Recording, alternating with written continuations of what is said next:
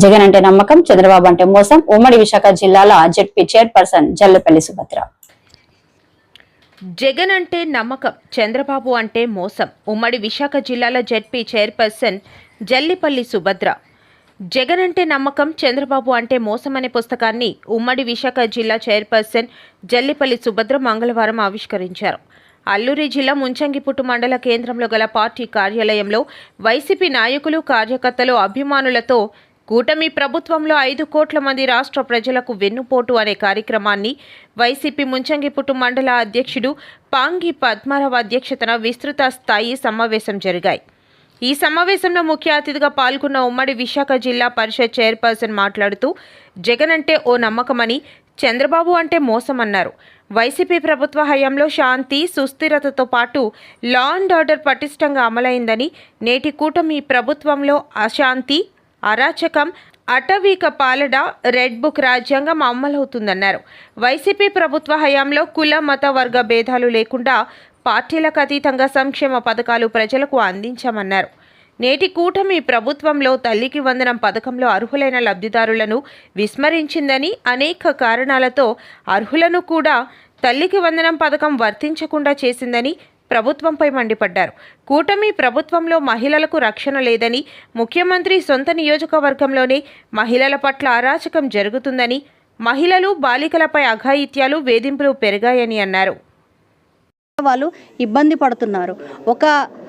ఒక ఇంట్లో సుమారుగా ఒక 20 కేజీలు బియ్యం రావాలంటే వాళ్ళు 20 కిలోమీటర్లు నడిచే పరిస్థితి ఈరోజు వస్తుంది. మరి ఇదేనా మీ విజనరీ నాయకత్వం? ఇదేనా మీ విజనరీ పాలన అని మేము ఈరోజు అడుగుతూ ఉన్నాం.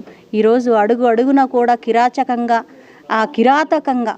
ఎక్కడ పడితే అక్కడ మహిళల మీద దాడులు కానివ్వండి, అదేవిధంగా ఈరోజు వైఎస్ఆర్ కాంగ్రెస్ పార్టీ మీద దాడులు కానివ్వండి, అదేవిధంగా ఈరోజే వచ్చినటువంటి వార్తలో చూసుకుంటే కుప్పంలో ఒక మహిళ మీద ఒక కూటమి నాయకుడు వారి దగ్గర అప్పు చేశారని ఒక మహిళని తీసుకెళ్ళి పిల్లలు ఎదురుగా ఉన్న పిల్లలను వాళ్ళ పిల్లలు చూస్తుండగానే ఒక తల్లిని చెట్టులో కట్టేసినటువంటి పరిస్థితి ఈరోజు మనం చూసాం.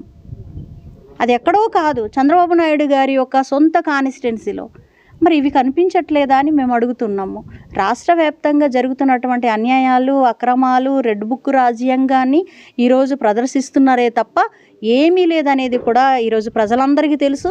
వీళ్ళు రాష్ట్రంలో ఎక్కడ అభివృద్ధి జరగట్లేదు, కేవలము అల్లూరి సీతారామరాజు జిల్లాలోనే అభివృద్ధి జరుగుతూ ఉంది అని మొన్న డిప్యూటీ సీఎం గారు అదే మాట అన్నారు.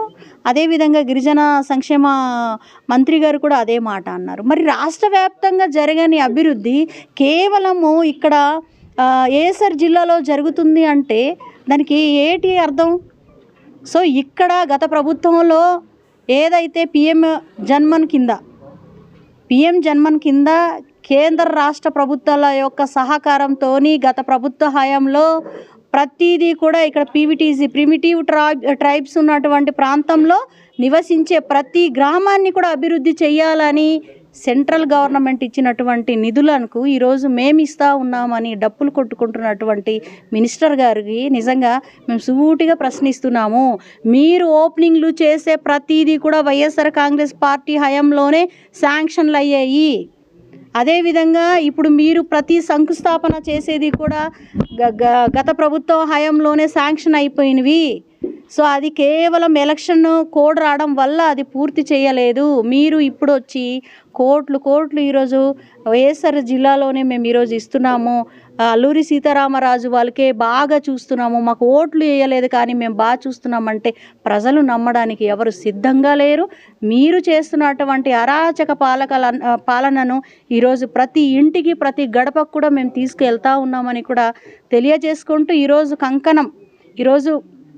ఈరోజు జరిగినటువంటి ఏదైతే బ్రోచర్లు ఉన్నాయో కూటమి ప్రభుత్వం ఏడాది కాలంలో చేసినటువంటి వెన్నుపోటు కార్యక్రమం ఈరోజు చూస్తూ ఉంటే ప్రతి కళ్ళల్లో కూడా ఆవేదన కనిపిస్తున్నాయి.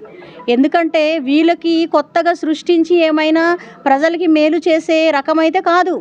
పోనీ జగనన్న గత ప్రభుత్వంలో చేసిన దాన్నే కాపీ కొట్టి దాన్నే పూర్తి స్థాయిలో అందించలేనటువంటి పరిస్థితి ఈరోజు చూస్తూ ఉన్నాం. దీపం అన్నారు, దీపం పథకం అన్నారు, తల్లికి వందనం అన్నారు, తర్వాత సుఖీభవ అన్నారు. అవన్నీ ఎక్కడికి వెళ్ళిపోయింది? అన్నదాత సుఖీభావ అన్నారు. తర్వాత స్త్రీలందరికీ కూడా శ్రీనిధి ద్వారా ఇంత నిరుద్యోగ వృత్తులు అందిస్తామన్నారు. స్త్రీలకు ప్రతి ఏటా 1500 నెలకి ఇస్తామన్నారు. ఇవన్నీ కూడా గాలిలో ఎగిరిపోయినట్టు పరిస్థితి ఈరోజు చూస్తూ ఉన్నాం.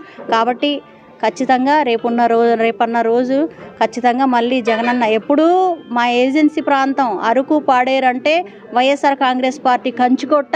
ఆ కంచుకోట ఏ రోజు కూడా బ్రేక్ కాకుండా మేము చూస్తామని కూడా ఈరోజు మీడియా ముందు తెలియజేసుకుంటున్నాం. Thank you.